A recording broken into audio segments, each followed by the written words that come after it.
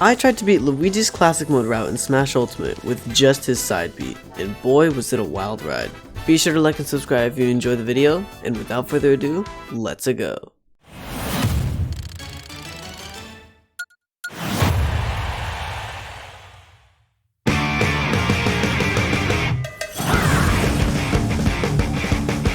The first match was against a group of 4 Toon Links, which honestly sounds a lot more difficult than it really is.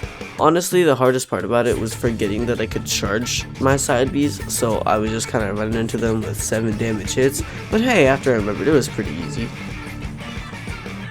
The second match was against Omega Ridley, and honestly, this match was really easy except for one thing, and the most difficult part about it was trying to not intentionally grab him, because you see, when you see a giant target as Luigi, you kind of think to grab, so I almost did it a few times, but luckily I made it out grab free.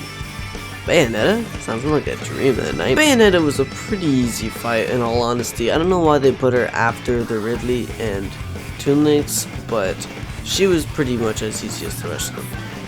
The battle against the Horde of Miis was honestly a really interesting one because it wasn't really difficult. The Miis were really weak in attack power and in defense, so I could kill them pretty easily, but it really just showcased Green Missile's overall weakness of if there's a lot of people in an area, since it only goes in one direction, it's pretty difficult to get mass KOs, but I managed to power through it. Also, I find it funny how the singular bomber just wiped out the entire crew of Miis with that fake smash ball, but I avoided it, so that was funny.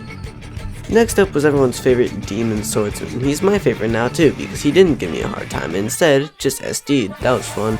Next up was a battle against a normal sized Little Mac and a gigantic Game & Watch. The Little Mac was no sweat, but then the Game & Watch randomly called out one of my rolls. That was unfortunate. It's okay though, I came back, finished the job, and pretended I never died. Very nice. Next up is the always dreaded bonus game. Now, I would say that I went through, got a bunch of misfires, and successfully cleared the passage, but that would be lying.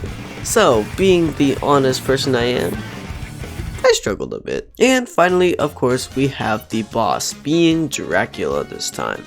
Not Master Hand, that's pretty crazy. But honestly, this fight was not bad.